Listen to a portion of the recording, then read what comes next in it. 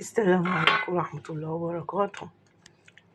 كل سنة وانتم طيبين، كل الأمهات وولادي الطيبين.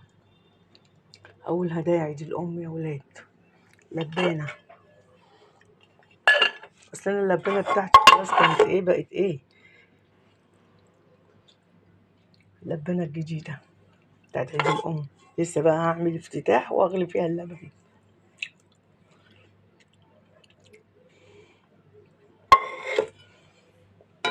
دي أول الهدايا.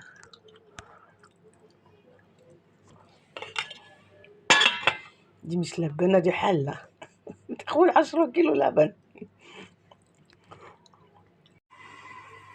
ودي أول مرة نغلي اللبن فيها. عملنا افتتاح يا ولاد. الصراحة دي مش لبانة، بتاخد 10 كيلو بس حلوة عشان اللبن يغلي براحته. لما يفور ما يفورش على البوتاجاز.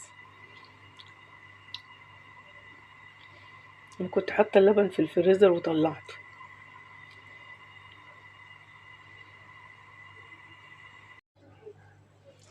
وخلص اللبن غلي اهو.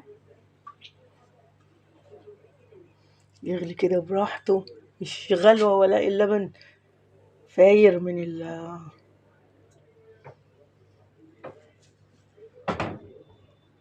يا سلام على اللبانة الواسعة، جميلة.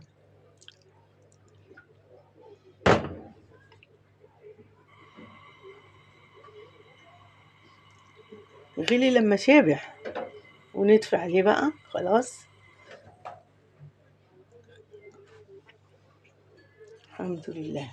نغطيه نص تغطية كده اما يتهوى، وبعدين نصب الشاي بقى. انا هشرب شاي بنعناع.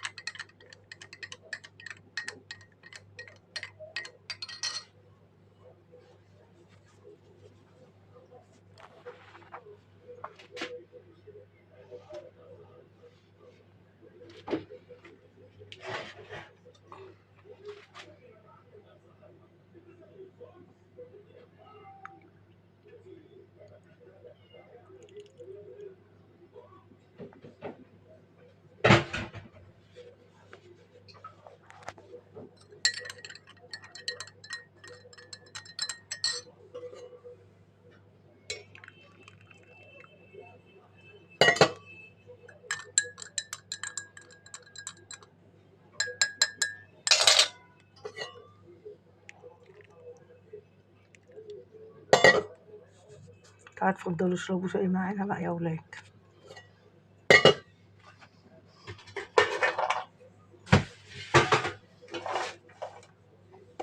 والقراقيش اهي.